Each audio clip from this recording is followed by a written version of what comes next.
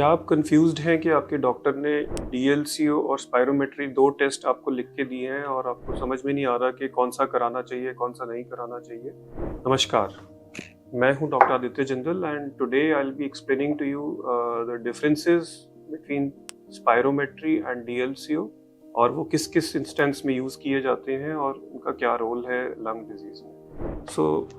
पहले हम स्पायरोमेट्री के बारे में बात करते हैं। Spirometry is a very basic test of lung function and it has been around for more than 100 years now. अगर हम इसको एक पैरेलल लेके चलें तो अगर आप किसी भी डॉक्टर के पास जाएं, कोई भी बीमारी बोलें तो सबसे पहले यही कहेंगे आपको कि हीमोग्लोबिन का टेस्ट करा लो, which is a very basic kind of test जो नॉन डॉक्टर्स हैं उनको भी पता है कि हाँ जी हीमोग्लोबिन नाम की कोई चीज होती है। तो इसी तरह से लंग डिजीजेस में जब भी हमने कुछ असेस करना होता है कि कोई प्रॉब्लम है या नहीं है, हम चाहते हैं कि लंग की फंक्शनिंग चेक करी जाए कि लंग्स किस तरह से काम कर रहे हैं। तो इसीलिए हम लंग फंक्शन टेस्ट कराते हैं या पल्मोनरी फंक्शन टेस्ट कराते हैं और उसमें जो फर्स्ट टेस्ट है दैट इज कॉल्ड स्पायरोमेट्री।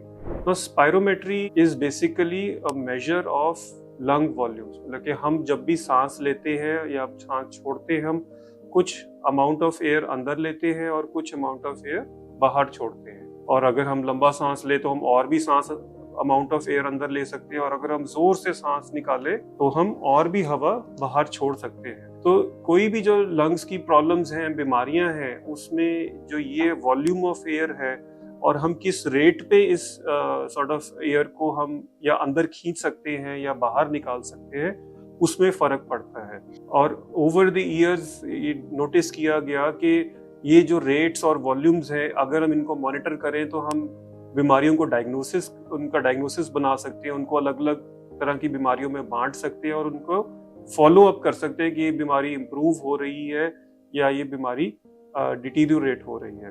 तो इसी तरह जो स्पायरोमीट्री है वो एक स्पायरोमीटर डिवाइस होता है, उस पर करी जाती है। It is done in a specialised pulmonary function test laboratory, जहाँ जो टेक्नीशियन है वो उसके लिए प्रॉपरली ट्रेंड होना चाहिए। स्पायरोमेट्री है ये नॉन ट्रेंड या बिल्कुल ही जो थोड़ी सी घटिया टाइप की लैब्स होती है वहाँ नहीं पॉसिबल। इसके लिए जो टेक्नीशियन है उसको अच्छी ट्रेनिंग मिली होनी चाहिए, क्योंकि जो ये टेस्ट है it is very dependent number 1 on the technical training of the technician and secondly on the effort made by the patient, क्योंकि जब तक पेशेंट इसमें एफर्ट नहीं लगाएगा इस टेस्ट को करने में, ये टेस्ट अच्छी तरह नहीं हो सकता। अगर हम कोई ब्लड सैंपल की बात करें, उसमें मरीज ने या पेशेंट ने कुछ नहीं करना, उन्होंने बैठना है और टेक्नीशियन आएंगे, उन्होंने एक सुई अंदर डालनी है और खून निकाल लेना है।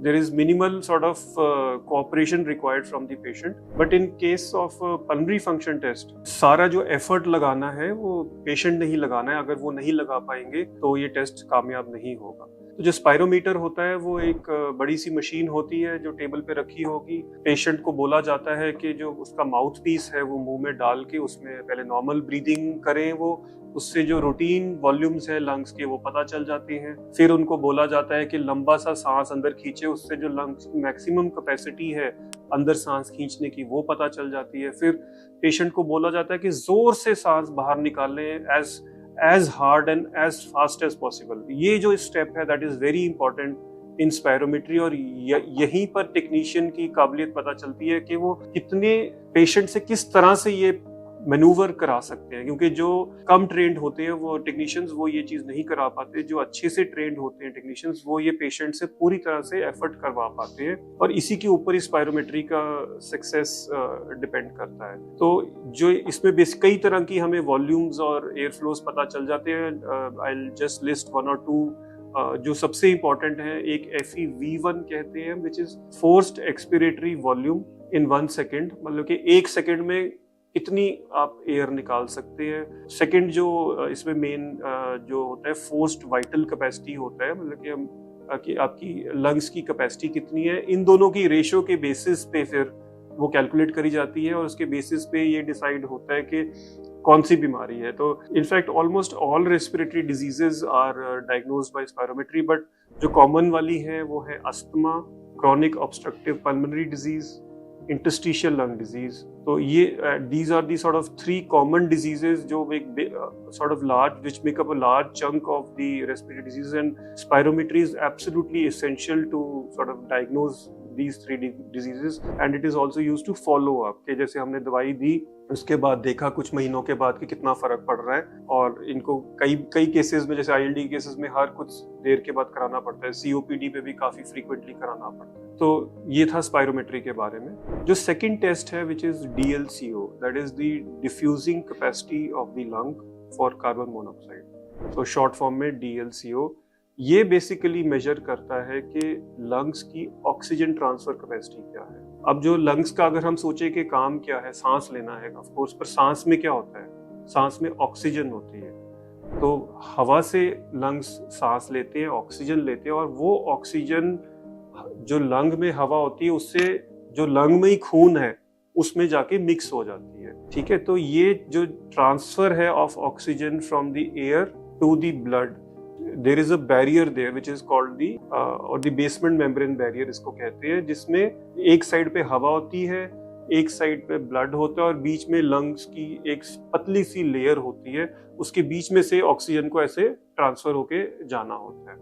जो इस ट्रांसफर की मेजरमेंट हम DLCO से कर सकते हैं, और ये बहुत इंपॉर्टेंट है एक specific type of lung disease में जिसको हम कहते हैं इंटरस्टिशियल लंग डिजीज, जिसमें इसी जो ये मेम्ब्रेन है जहां पर लंग ऑक्सीजन ट्रांसफर हो रही है वो खराब हो जाती है, वो थिक हो जाती है या वो स्कारिंग हो जाती है, और लंग्स की साइज श्रिंक होना शुरू हो जाते हैं, तो जिसको हम इंटरस्टिशियल लंग डिजीज या ILD भी कहते हैं। तो DLCO is a very important test for diagnosing this disease and for sort of monitoring this disease की कितनी प्रॉब्लम बढ़ रही है, दवाइयों से कितना फर्क पड़ रहा है। जो DLCO है वो बाकी जो हमने कुछ बीमारियां पहले भी मेंशन करी थी, अस्थमा, COPD वगैरह, उन चीजों में उसकी रेलेवेंस इतनी नहीं है।